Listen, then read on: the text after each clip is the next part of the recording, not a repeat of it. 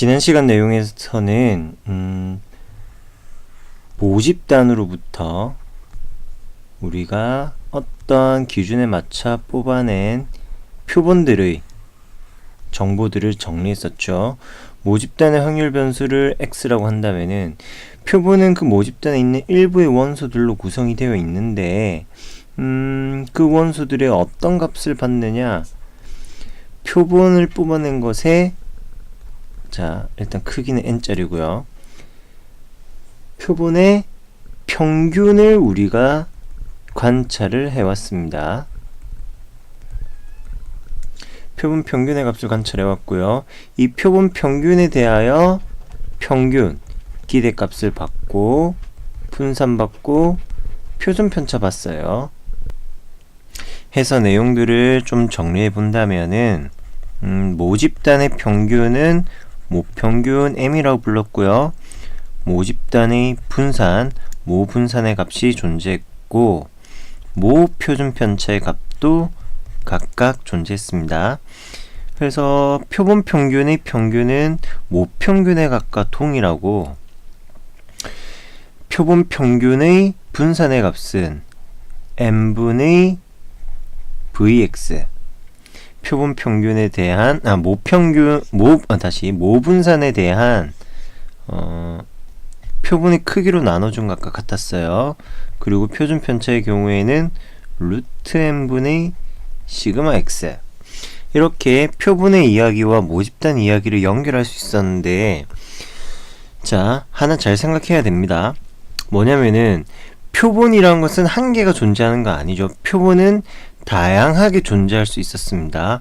원소의 개수가 몇 개 있는, 다시 모집단의 원소가 총 몇 개 있었느냐, 거기서 크기가 얼마짜리의 표본을 선택하느냐에 따라서 그 수는 정말 아주 큰 값으로 나오기 십상이었습니다. 제일 처음에 얘기했던 그 전수조사와 표본조사를 생각해 본다면은, 전수조사가 실상 시간 경제적 여유가 없어서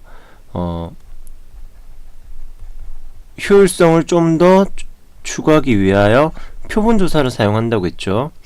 근데 우리가 앞 시간까지 풀었던 문제들을 생각해 보면은 모집단에 대한 정보는 1, 2, 3, 3분의 1, 3분의 1, 3분의 1, 이 세 개 값들로부터 이야기를 시작해 놓고는 크기가 2짜리 표본을 추출하여라 하는 바람에 표본 평균의 값은 1, 2분의 3, 2, 2분의 5, 3이라는 이런 값들이 나올 수 있었던 거 기억하시나요? 9분의 1이고요. 9분의 1이고요. 기타 확률 값들 채워도 나갈 텐데, 표본 추출하면 오히려 좀 더 모집단보다 더 많이 고민해야 되는 경우들이 나오긴 했습니다. 물론 요거는 우리가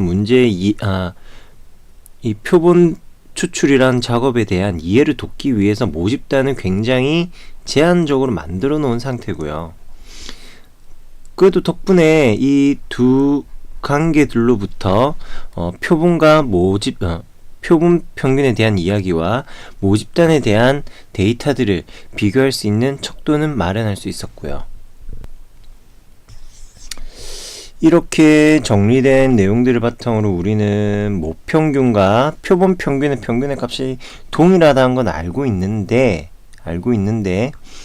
그 동일하다는 것의 의미가 뭐냐면은 표본 평균 자체가 하나의 확률 변수로 나오는 것이었죠.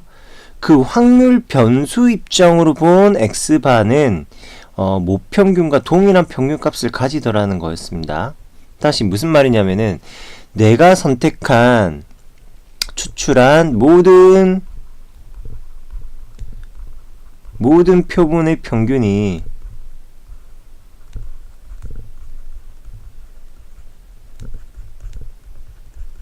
모평균과 항상 동일한 건 아닙니다.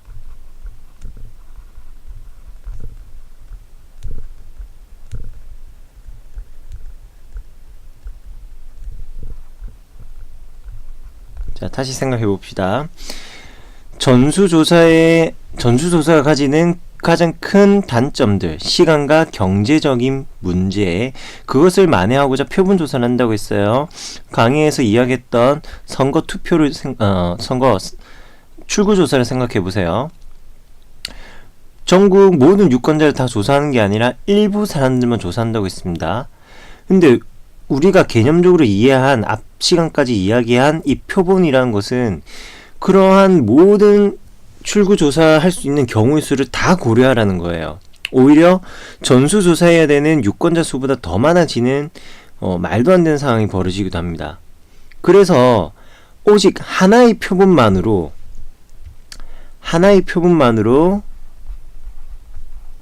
모집단의 정보를 역으로 추정해 보는 겁니다.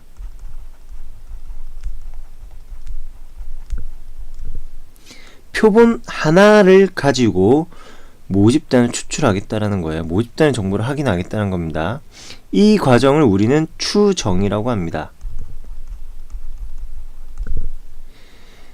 그렇다면 표본으로부터 우리가 알 수 있는 것은 뭐 표본 평균도 있고 표본 분산도 있고 표본 표준 편차도 있는데, 다시 관계들을 좀 적을게요. 다시 모집단으로부터 추출을 하여 구성한 임의의 표본입니다. 여러 개의 표본이 나올 수 있는데 그 중에 딱 하나만 골라보겠다는 거예요. 우리는 그 표본으로부터 표본 평균도 있고요. 그 표본에서 평균의 값도 구하기도 하고 표본 분산이라는 것도 있다고 했습니다. 우리는 그다지 중요하게 다루진 않았지만 표본 표준 편차도 있어요. 스몰 s를 줬고요. 일반적으로 정답에는 스몰 s 분산이니까 s제곱 이런 식으로 작성했었는데, 우리는 그 중에서 이 표본 평균 위주로만 이야기를 계속 다뤄왔었고요.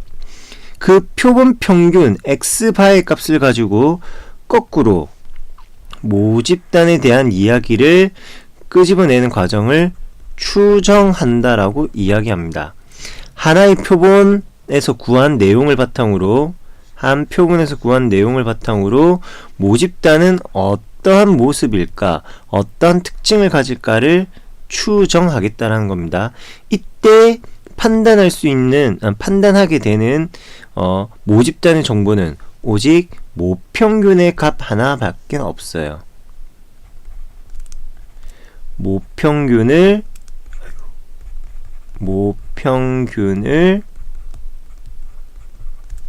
추정한다. 무엇으로부터요? 내가 추출한 표본의 표본 평균으로부터 모평균을 이야기하겠다. 자, 이런 추정의 이야기를 할 때 우리는 새로운 용어를 하나 만나게 됩니다. 바로 신뢰도라는 용어가 있어요. 신뢰도. 우리가 신뢰도라는 용어에서 느낄 수 있는 어감 그대로 어느 정도로 정확한 것인가, 그 정확성을 가늠할 수 있는 척도가 됩니다. 자, 이게 갑자기 표본 추출과 모집단에 대한 추정에서 왜 나왔는가? 우리는 표본으로부터 모평균을 추정한다고 했고요. 추리하는 겁니다. 그러다 보면은 항상 이게 100% 맞는 거는 아니더라는 거예요. 그래서 어느 정도로 하냐면은 유의미한 수치로서 두 가지 기준을 제시합니다. 95% 신뢰도와 99% 신뢰도가 있어요. 통계학적으로는 대부분 95% 신뢰도를 좋아라 하는 편이고요. 이 신뢰도라는 게 대체 무슨 이야기냐, 어느 정도로 정확한 건 뭐가 정확하냐, 우리는 어쨌든 모집단의 정보를 알고 싶다라는 게 순수한 욕망입니다. 자, 요렇게 모집단의 정보가 정규 분포를 따르고 있을 때, m, 시그마 제곱의 정규 분포를 따르고 있을 때, 이 모집단으로부터 우리가 뽑아낸 어떠한 첫 번째 표본이 있을 거예요. 그럼 그 표본의 평균을 찾는다면은, 표본 평균의 값을 찾는다면은 그 값이 예를 들어 이러한 값이라고 한번 가정해 봅시다. 이러한 값이라고. 그때 95%라는 것과 연결되는 신뢰 구간이라는 게 존재합니다. 요거는 이제 뒤에 조금 더 얘기하도록 하고요. 신뢰 구간이라는 것은 95% 범위 안에 95% 범위 안에 바로 모평균 m이 존재할 수 있다라는 말. 다시 우리가 찾아낸 표본 평균의 값이 이번에는 두 번째 표본 평균 x2라는 걸 찾아볼게요. x2바. 두 번째 표본의 평균이에요. 모든 표본의 평균이 동일할 수는 없지만 또 다양하게 나오니까 x2라는 표본 평균이 나왔는데 그 표본 평균과 모평균의 값이 동일하진 않더라도 95%라는 신뢰 구간 안에 이 모평균의 값이 존재할 수 있다는 겁니다. 계속 좀 부연 설명해 볼게요. 어쩔 때는 모평균과 동일한 그런 표본 평균이 추출되는 일도 있겠죠. 근데 그런 거는 굉장히 드문 케이스라는 거 알고 있을 거고요. 사실 표본 하나 입장에서 보면은 내가 구한 이 값이 모평균의 값과 동일한지는 확인할 도리가 없습니다. 전국에 있는 유권자들 모든 투표를 전수조사하기 전까지는 확인할 수 없는 거예요. 그래서 우리는 추정한다고 계속 추리한다라는 거예요. 이론적 배경을 바탕으로 해서요. 그러다 보면은 이 95% 신뢰도란 건 무슨 이야기냐? 100번의 표본을 추출했을 때 한 95개는 일정한 구간 안에 이 모평균을 포함하게 되는 거고요. 그 100개 중에 5개는 추출한 표본의 평균 x4 바 값보다 바가 이루는 이 값의 범위보다 더 바깥쪽에 모평균의 값이 존재한다라는 겁니다. 빨간색 범위 안에 모평균이 존재하지 않아요. 자, 신뢰도라는 것은 이런 이야기입니다. 신뢰도라는 것은 어느 정도로 정확한가? 100개를 뽑았을 때 100개의 표본 평균 중에서 100개의 표본 평균으로 구성한 신뢰 구간 안에 모평균이 존재할 확률을 이야기하는 거예요.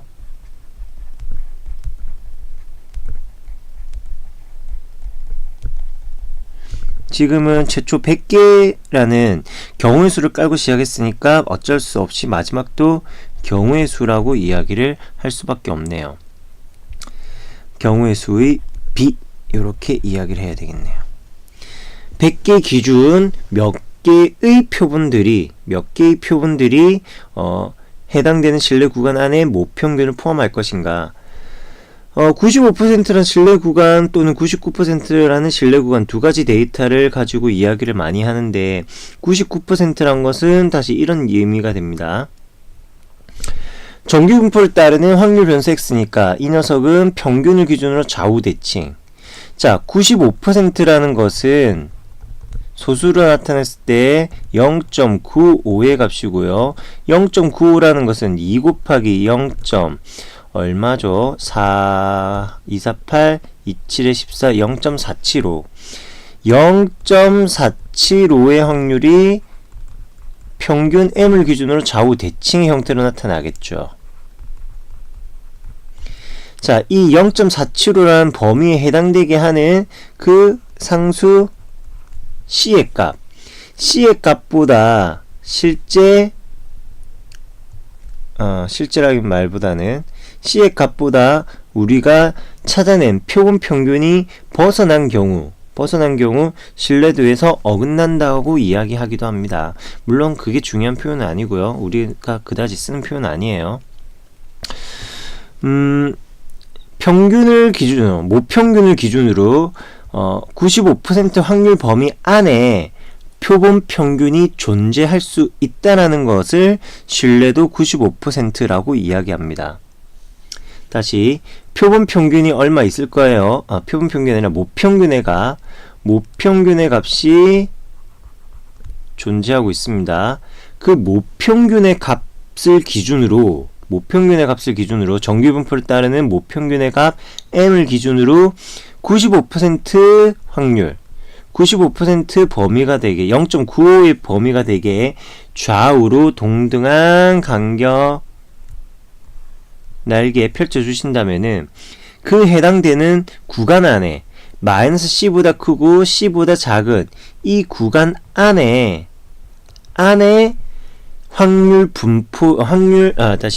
표본 평균의 값을 찾아낼 확률이 95%라는 겁니다. 우리가 추출해낸 100개의 표본의 표본 평균 중에 95개는 평균으로부터 구한 이 값의 범위, 신뢰 구간의 범위 안에 속한다라는 겁니다. 그걸 확률 변수 99%라고, 신뢰도 99%라고 하고요. 95%라고 하고요. 말이 꼬여요. 지금 시간이 많이 늦어서 쌤이 좀 정신이 없어요. 신뢰도 99%라는 것은 범위가 더욱더 늘어나겠죠. 99%는 공간이 좀 부족한데 99%는 0.99니까 2 곱하기 0.49 그럼 되나? 495 그러려면 왼쪽 오른쪽으로 각각 바깥쪽으로 조금씩 더 벗어난 범위로 나와야 되겠고요. 이런 경우에 더 신뢰도가 높다고 이야기합니다. 즉 어떤 표본을 뽑든지 그 표본으로부터 구한 확률 범위 안에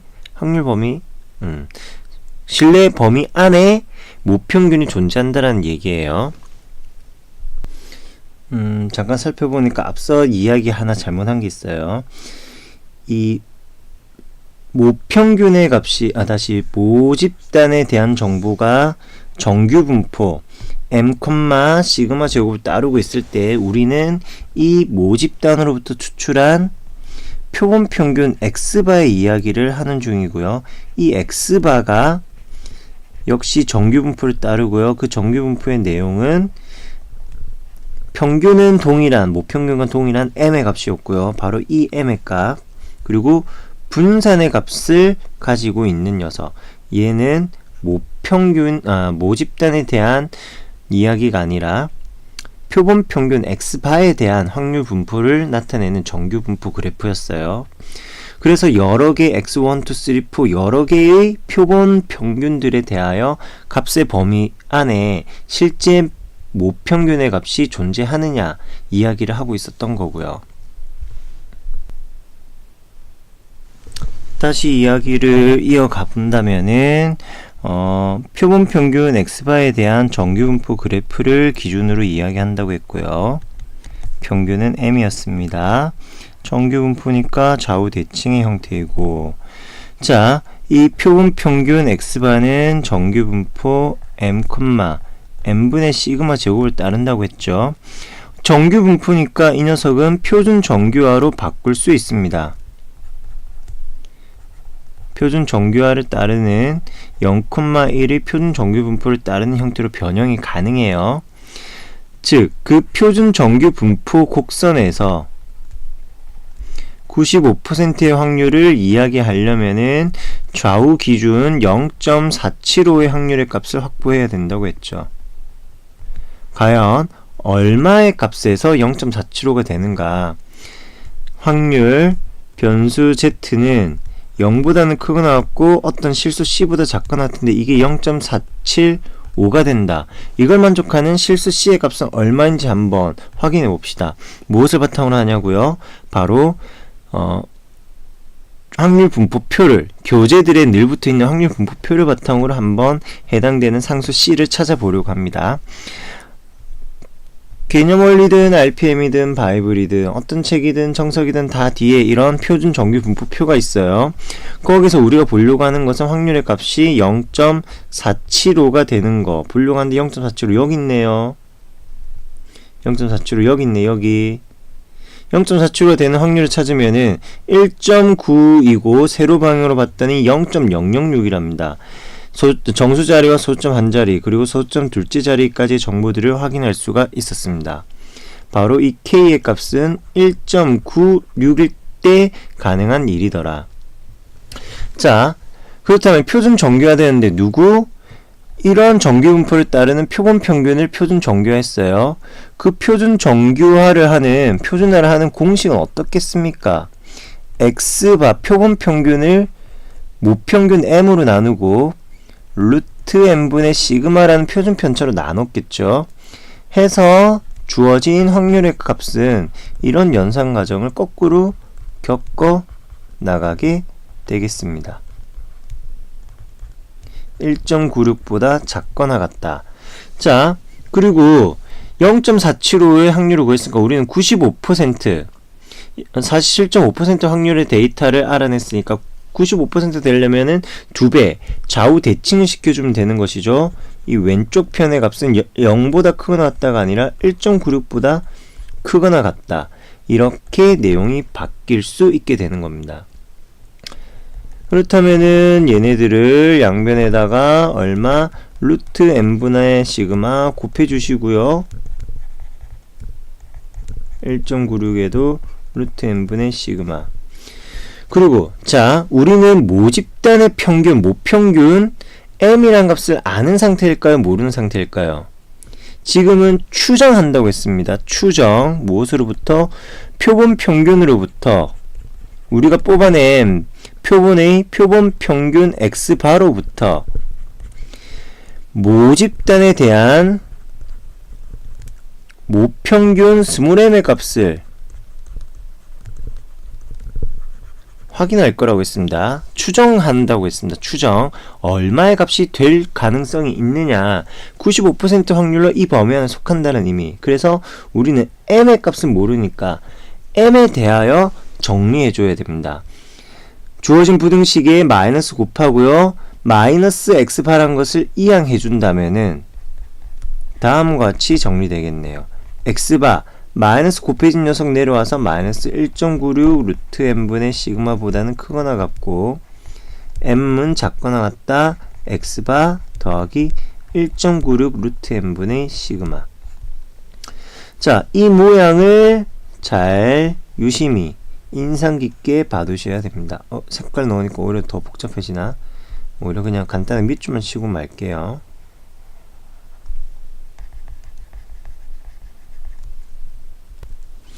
이때 이 1.96이라는 값을 우리는 신뢰 상수라고 이야기합니다. 신뢰 구간에 따라 정해져 있는 상수 값이에요. 따라서 95%일 때의 신뢰 상수의 값은 신뢰도 95%에서의 신뢰 상수의 값은 1.96이고요. 신뢰도 99%에서는 그 대응되는 신뢰 상수의 값이 2.58이었나요? 48이었나요? 역시 표를 한번 볼까요? 어떻게 보느냐?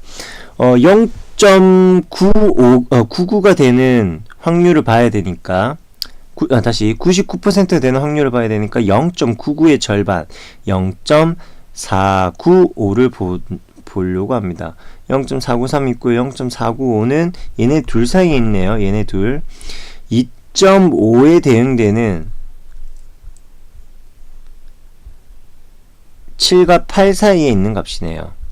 그래서 사실 이 표는 근사값이기 때문에 정확한 신뢰상수의 값을 이야기한다면은 2.58의 값이 됩니다.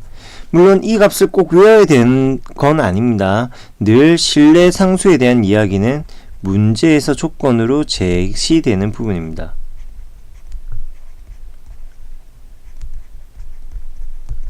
다만 신뢰도에 따라서 신뢰상수의 값들이 달라진다.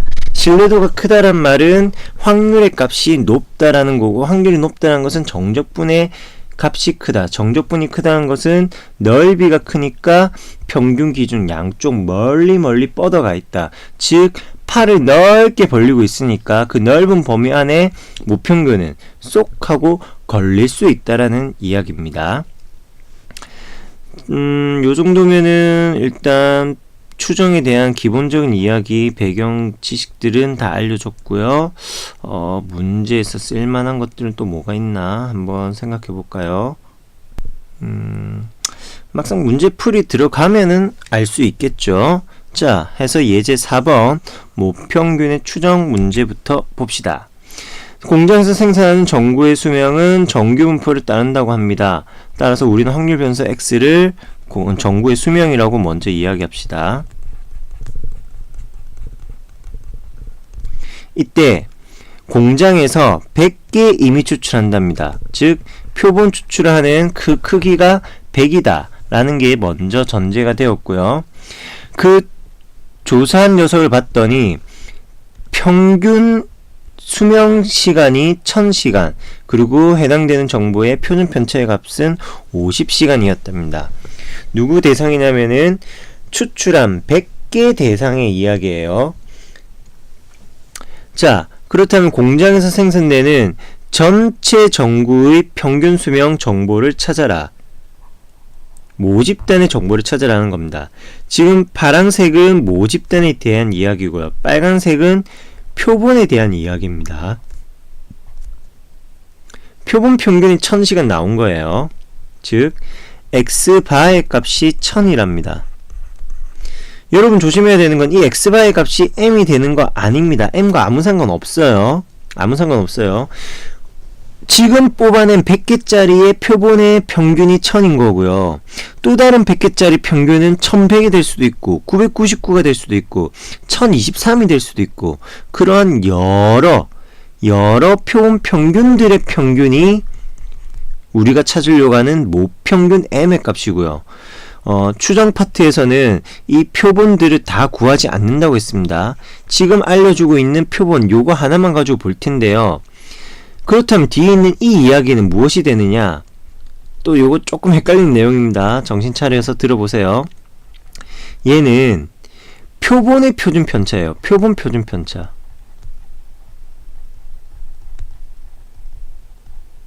자, 표본 평균의 표준 편차. 표본 평균의 표준 편차와는 전혀 다른 이야기입니다.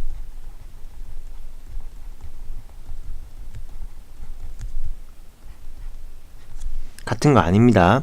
표본 평균의 표준 편차라는 것은 시그마 x바를 이야기하는 것이고요.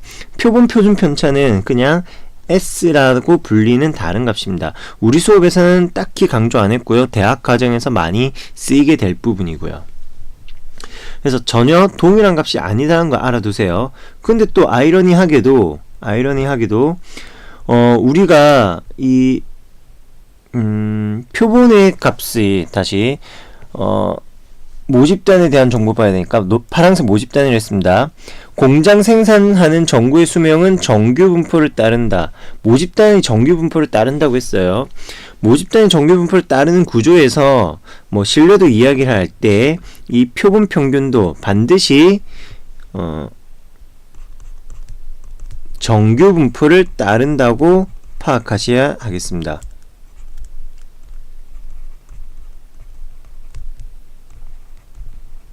정규 분포의 형태를 취합니다. 따라서 그 정규 분포의 평균의 값은 얼마인지는 모르는 그 모평균 m을 가지고 오시면 되고요. 모평균 m을 가져오면 되고요. 표본 평균의 표준 편차 제곱의 구조로 쓰는 거니까 루트 n분의 시그마의 전체 제곱 이런 모형으로 나타낼 텐데, 왜 중간에 지금 말을 끄는 거냐면은 바로 이 부분, 시그마라는 것은 모표준 편차를 이야기하는 겁니다. 이 시그마는 모표준 편차, 모집단의 표준 편차를 이야기하는 거예요. 그런데 문제를 봤더니 파란색으로 밑줄 친 부분은 정규분포 따른다는 말만 하고 모집단의 표준 편차, 모표준 편차의 정보는 알려주고 있지 않습니다. 즉 이렇게 문제에서 모표준 편차는 편차를 알려주지 않고 모표준 편차를 알 수 없고, 표준 뭐 표준이래요. 표본 평균의 표준 편차. 아니야. 그냥 표본 표준 편차.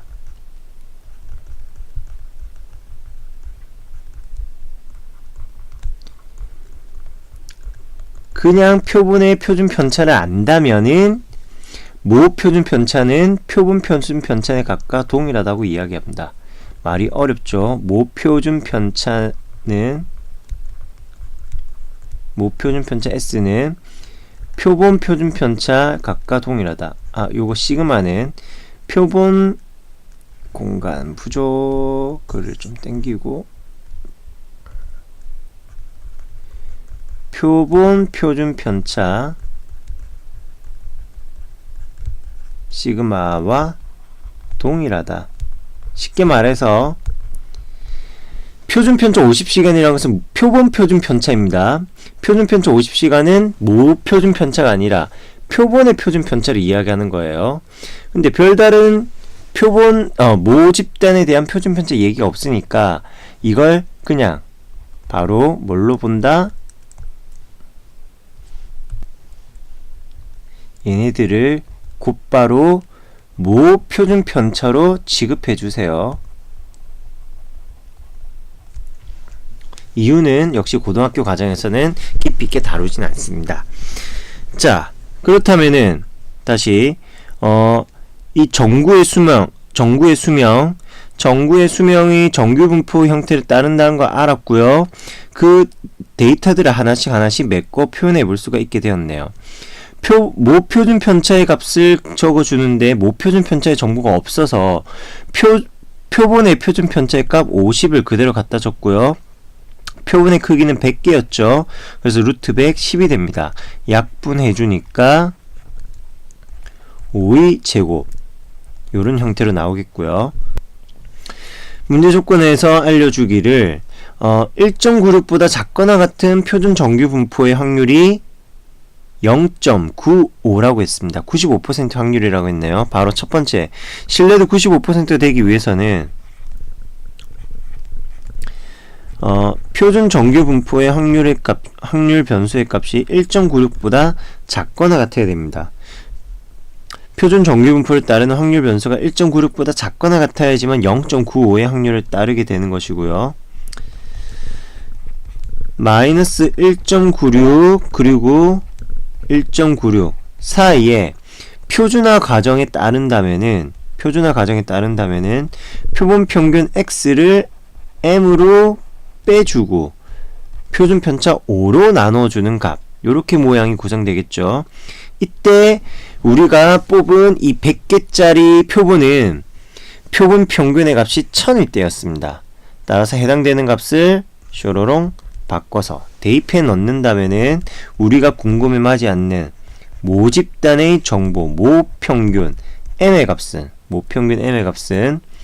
1000 마이너스 1.96 곱하기 5고요. 1000 더하기 1.96 곱하기 5보다 작은 범위에 속하는 값이 될 것이다 라고 이야기할 수 있는 겁니다. 다시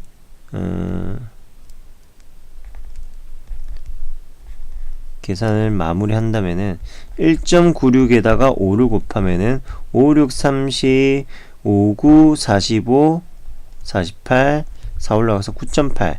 1000에서 9.8 뺐습니다. 990.2보다는 크거나 같고 1000에다가 9.8 더했습니다. 1000 9.8 해서 신뢰 구간은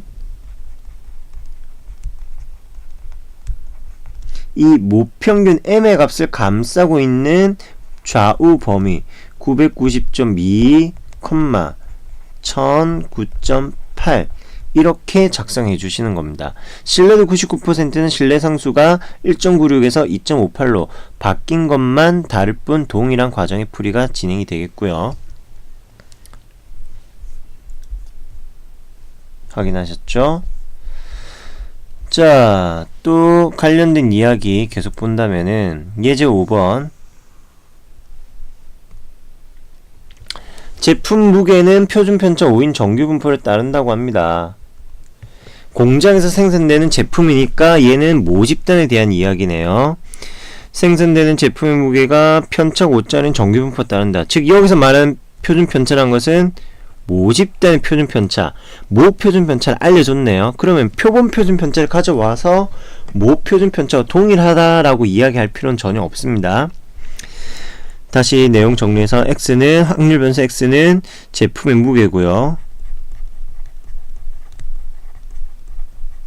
정규 분포를 따르긴 하는데 평균의 값을 몰라요. 그래서 평균을 우리가 찾으려고 하는 거고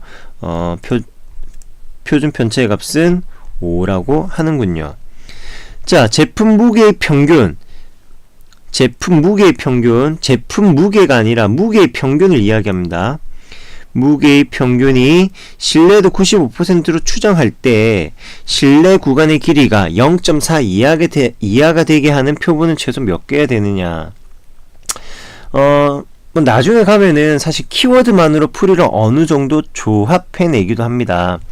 다시 95% 신뢰 구간을 가지는 경우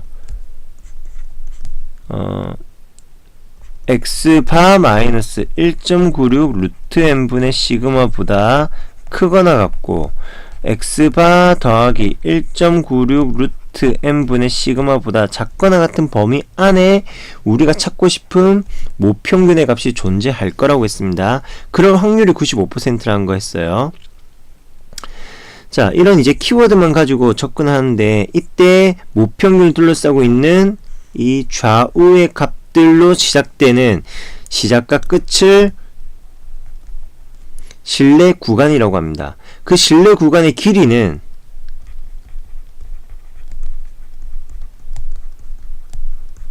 신뢰 구간의 길이는 95% 신뢰 구간의 길이는 x바 더하기 1.96 루트 n분의 시그마라는 큰 값에서 x바 마이너스 1.96 루트 n분의 시그마라는 작은 값을 빼는 것과도 같으니까 2 곱하기 1.96 루트 n분의 시그마 이런 모양으로 나타나게 되는 거고요. 자, 그래서 문제에서 이야기하기를 신뢰 구간의 길이가 0.4 이하가 되게 하라고 했습니다. 2 곱하기 1.96 3.92 곱하기 루트 n 표본의 크기는 우리가 아직 모르는 거예요. 그래서 최종적으로 물어보는 질문도 표본은 최소 몇 개 이상이어야 되느냐, 같은 말로 n은 얼마 이상이어야 되느냐, 이걸 찾으라는 거고요. 표준 편차의 값은 앞서 얘기한 5의 값 그대로 적어주시면 되겠습니다. 이것이 신뢰 구간의 길이고요. 해당 길이가 0.4 이하가 되게 한다. 그러면 소수점 똑같이 100 곱해서 떼주고요. 392 그리고 40 5 나눠준다면은 도로 8 따라서 루트 n은 크거나 같다 8분의 392 48 32고 62가 남으니까 87 56 또 6이 남네요. 87 56 계속 순환되는 구조로 진행이 될 겁니다. 자, 요거의 제곱부 루트 n이 47.7보다는 크거나 같아야 된다. 그러므로 n의 값은 얼마 이상 47.7의 제곱의 값을 적어주시면 되는 거네요. 해서 만족하는 정수의 값을 구한다면은 최소 선택해야 되는 표본의 개수를 이야기할 수 있게 됩니다. 마지막이 이제 6번을 보면은요. 자, 표준 편차가 0.4인 정규 분포를 따르는 모집단. 또 고맙게도 모집단의 정보를 알려주네요. 모 표준 편차의 값도 알려줬습니다. 자, 얘네를 95% 신뢰도로 추정하라고 합니다. 즉, 우리가 95%의 신뢰도고 신뢰 상수는 1.96이라는 거 문제 조건에서 확인할 수 있네요. 그래서 1.96 곱하기 추출하는 표본의 크기가 몇 개인지는 이야기해 주지 않았고요. 그걸 이제 구해라고 이야기를 하고 있네요. 그래서 루트 n분의 시그마 대신에 모 표준 편차 0.4를 줬고요. 너는 다시 식을 이렇게 좀 바꿔줍시다. x 마이너스 크거나 같다. 모평균은 x바 더하기 1.96 루트 n분의 시그마. 자, 이렇게 모양 진행이 되는 것이었죠. 여기에서 양변에서 x를 빼볼까 합니다. 주어진 부등식에서 x를 하나씩 빼준다면은 m 빼기 x바가 되겠고요. m 빼기 x바가 플러스 마이너스 사이 값에 있으니까 얘네들을 이러한 절대값을 이용한 표현으로 바꿀 수 있습니다. 1.96 루트 0.4보다는 작거나 같아야 된다. 바로 이 부분에 뜻하는 바가 왜 이렇게 얇지? 이 부분에 뜻하는 바가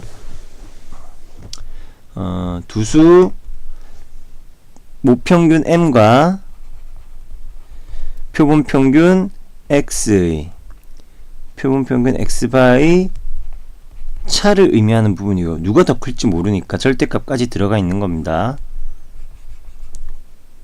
모평균과 표본평균의 차를 뜻하는 거고, 그 값이 0.01 이하가 되어야 된다고 했으니까, 원래 문제식은 이걸로 끝이지만 0.01 이하가 되어야 되니까 이 오른쪽에 있는 부분 1.96 루트 n분의 0.4라는 값, 이 값이 이므로 이 값이 0.01보다는 작거나 같아야만 하겠습니다. 그래서 소수점 똑같이 날려주고요. 루트 n은 크거나 같다.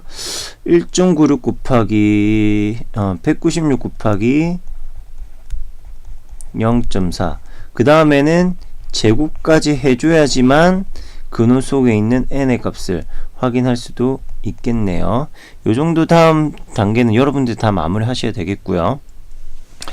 자, 계산으로는 뭐 그냥 이렇게 뭐 키워드에 맞춰서 문제 구성해주고, 그리고 뭐 눈에 보이는 식 풀이 계속 진행해 나가는데, 이 안에서 가지고 있는 의미가 뭐냐면은 표본 평균과 그리고 모평균 사이의 차, 모평균 사이의 차, 이 값이 표본 크기에 따라서 변화한다고 합니다.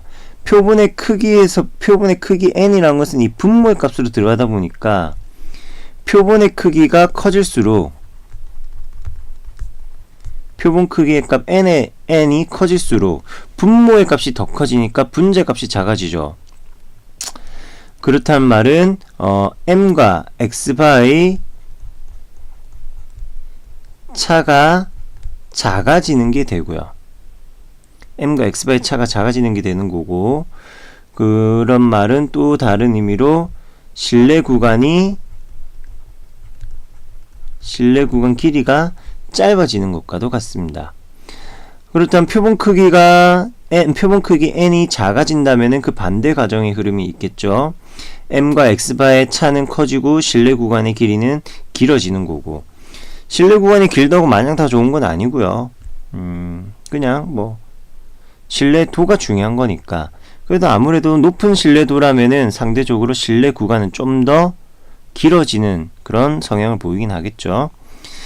자, 요 정도로 이야기 마치고요. 뭐 조금 감이 안 잡힌다는 느낌이 들 수도 있겠지만, 다르게 생각한다면은 좀 두루뭉술한 접근을 하는 단원이기 때문에, 그리고 아주 엄격한 증명을 하는 게 아니라 이러이러한 과정을 따라서 이러한 형태들만 묻습니다. 주로 신뢰도, 신뢰 구간의 길이, 이런 것들에 대한 이야기가 많아요. 그리고 앞서 한번 이야기했던 거, 모표준 편차의 정보가 없으면은 표본 표준 편차를 모표준 편차로 바꿔서 인식하시면 되는 거예요. 그 다음 단계에서 표본 표준 편차의 값은 모르는 겁니다. 루트 n분의 모표준 편차 시그마의 값을 이용하는 형태로 계산해 주셔야 되겠고요.